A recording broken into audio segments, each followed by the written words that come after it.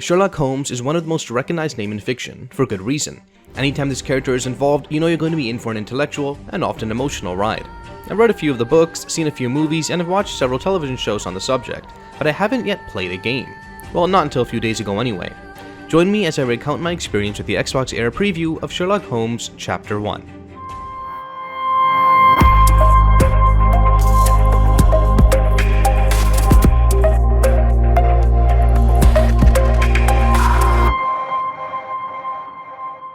Ukrainian studio Frogwares is no stranger to the Sherlock Holmes IP. They've made several games on the character throughout their 20 or so years of existence, and Sherlock Holmes Chapter 1 is their latest and hopefully greatest game so far. Now this isn't a small game, and it has plenty of activities and gameplay elements I can dive into, but as this is a preview and not a review, I'm going to keep myself brief. Chapter 1 takes place on the Isle of Cardona in the Mediterranean and stars a young Sherlock Holmes. This itself was an interesting twist on the character, as right away you can just feel the arrogance beaming off of him.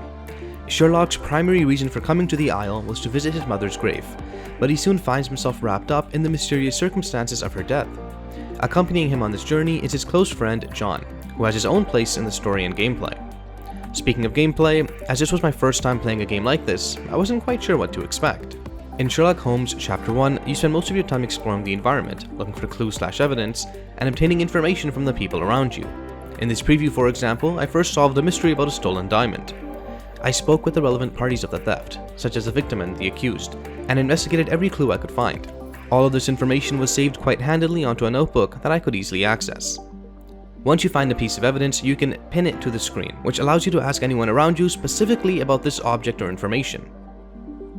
You can then connect clues that you think are related through the Mind Palace part of your notebook, which eventually connects more clues until you're ready for a decision. Now this was pretty well done, as I really felt involved with the investigation process. And this here was always my biggest fear going into a Sherlock Holmes game. He's a genius, not me, so how much hand-holding does the game need for me to progress?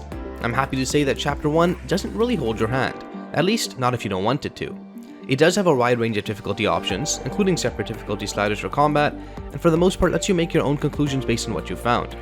Though yes, this could mean you accuse the wrong person, or miss a major piece of evidence, but if there was no risk of failure, then why play a mystery game like this at all? There's so much more I could say.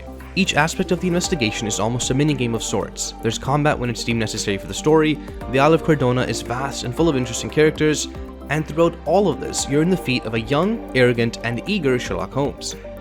Thankfully, there isn't long to wait. Sherlock Holmes Chapter 1 releases for the PS5 and Xbox Series consoles on November 16th, only a couple months away, and will, hopefully, be there to cover it when it does.